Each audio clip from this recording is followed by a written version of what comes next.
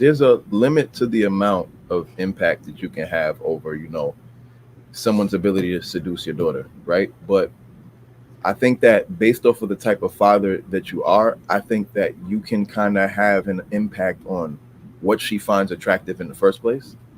And I think that your impact on what she finds attractive is really going to determine what she looks for in a relationship. I also find that, I mean, this doesn't apply to all women, but I find that a lot of the times when women find themselves in situations where they are getting finessed, it's not uncommon for those situations to be situations where they're looking for something.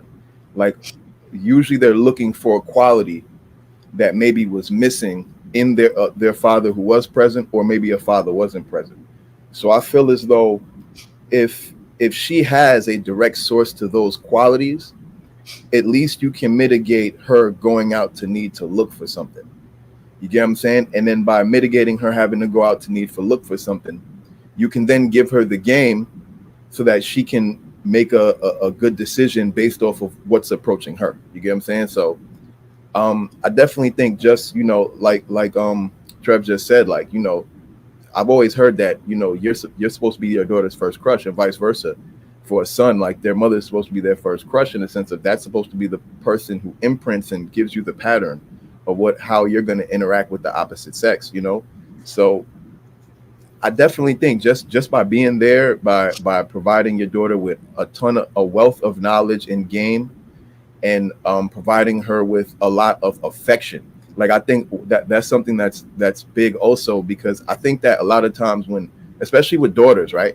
Your daughter gets to a certain age, and now it sometimes becomes hard to show affection in certain ways. And I feel like what happens is, for a lot of fathers, especially when their daughters develop very quickly, they become uncomfortable, and so they withdraw affection around a certain age. And around that most vulnerable age is what often will cause their daughters to go out looking for something else, because they're going through all this emotion, they're going through so much, and now this is a time where their father, who wants to protect them, obviously, is withdrawing his affection, not for a negative reason, but it's like his daughter's becoming a woman, he's withdrawing this affection for her, but she's feeling that impact. So I feel like there has to be healthy ways to continually provide affection for your daughter, not just in the adolescent ages, but going into, puberty, going into teenage years, and even into adulthood. I think that if that steady flow of affection specifically is there, I think it also mitigates the need for her to find affection or in an unhealthy way elsewhere. That's dope, bro. You need to clip that. That was good. All right. Real quick, JR. I know I didn't speak on this, but I just thought about it. Clout and Trev actually nailed the solution. Now that I'm thinking about it, it's something I speak on it in a different way for boys, but I don't have any daughters. But what Clout and Trev is basically saying is, okay, so Black people in America are typically, when it comes to activity, we're boring. We really don't do a lot of extracurricular activities that we can't. We go to jazz fest, we go to clubs, we watch games. We're heavy in sports. We watch the football game. We talk about basketball. We all know LeBron stats. We sit around the house and we watch TV, and we may barbecue. We may go to the park, but it typically doesn't go further than that. Now you'll see it's people out there that do things. We might go on a cruise, but in terms of extracurricular activities like camping, like yachting, skiing, like boating, like hiking, like biking, like doing things outside the norm that you see a lot of other cultures do. Because when I go, I see all of them motherfuckers there, but I don't never see us. That's one thing that Clout and Trev, I think, is speaking on. So what happens is, what they're saying is, if you show the way to protect your daughter from somebody who you wouldn't want her to be with is increasing her expectation in the kind of guy that she'd be interested in. And if you have her living a boring, mundane life in her room all through what? She's 13, she's 14, she's 15, she's in her room and she's on that damn iPad, she's on that damn iPhone, she's TikToking it and Instagramming it all day long, and she's doing the latest TikTok dance and following the standard, basic, average cookie cutter trends. She's gonna deal with basic, average cookie cutter dudes. But if you, as a father, was to engage yourself into activities that are mind stimulating, body stimulating, physical activities, things that aren't normal, travel, you guys are doing stuff as a family, or even as a father with his daughter or baby mom, what, it doesn't matter how the situation is, you're exposing her to experiences that she would expect anybody that she dates to also be interested in. Then you're actually mitigating, or you're, as you said, mitigating the issues of her dating a bunch of riffraffs, because riffraffs ain't gonna be interested in that. They're gonna just want to sit around, smoke, watch Netflix all day. The Netflix and chill, the whole homosexual, the dude that just wants to kick it, that's the excitement. That's the highlight of their week. But if she's like, damn, that's the highlight of your week. When I was growing up, me and my mom and dad, we did this and we went here. She's gonna look for guys that she could talk to about doing all those things as well. So I just wanted to put that out there. If anything, parents, you guys have to get out of the house. You got to get outside. You got to go do stuff. You got to travel. You got to book a vacation. Go grab some timeshares and go stay somewhere. Go surfing.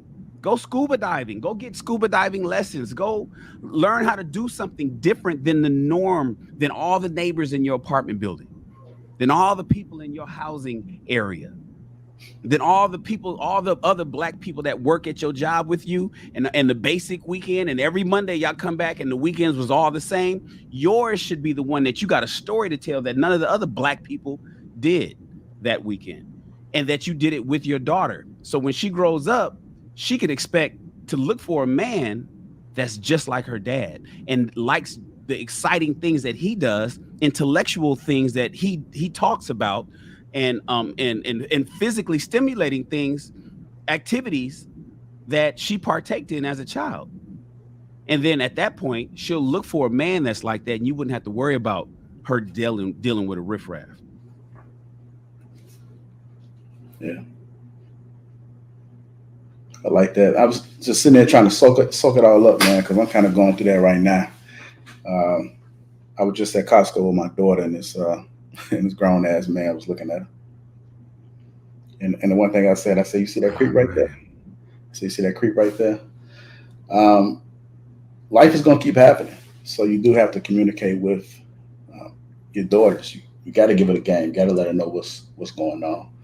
And I think that a lot of fathers, a lot of black fathers, I'm not going to say a lot, some black fathers grew up where they didn't experience that going out and being spontaneous and having that lifestyle. And so what you see them trying to do now in their adulthood is they're trying to live that life. But when you bring kids into the world, they become secondary. Like, you living your best life is not the priority. It's you giving your kids the best life that they can have. And so I think it's a process that you're going to have to take in. It's going to be a tough one. It's going to be hard. It's going to be sacrifice. But the kids didn't ask to be here. But the one thing that you can do is you can't break that curse. Because if you don't break it, then it's going to keep happening over and over and over again. And then your kids are going to have the same eating habits, going to have the same fun habits.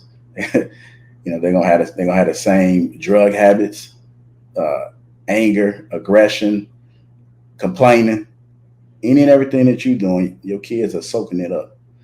I also learned too that there's a lot of things that you think you know about your kids, but you don't know because you don't communicate with them. So you might want to reach out to them because they can be struggling. They could be having some feelings that may be vital to who they're going to be within the next 5 years. But if you don't tap into that, like right now, then you can lose them. You can lose them, and it's going to be somebody else that's going to be saying sweet things in their ears, and then they're going to get them, and they're gone. It's because you didn't take the time. You was living your best life. You was trying to go out and kick it, and you wasn't pouring it to them. So communication is important. It's not too late to start. If you just now starting and they like age 10, it just means you just got to work a little bit harder, because in order to make up for all the time that you missed. So definitely talk to your daughters. It's important. It's going to be a game changer. We can't stop her from doing whatever she want to do, but you got to give it your all. as long as you can. Even when they turn 18, you still got to be giving them the game, and even if they don't want to hear it, still give it to them.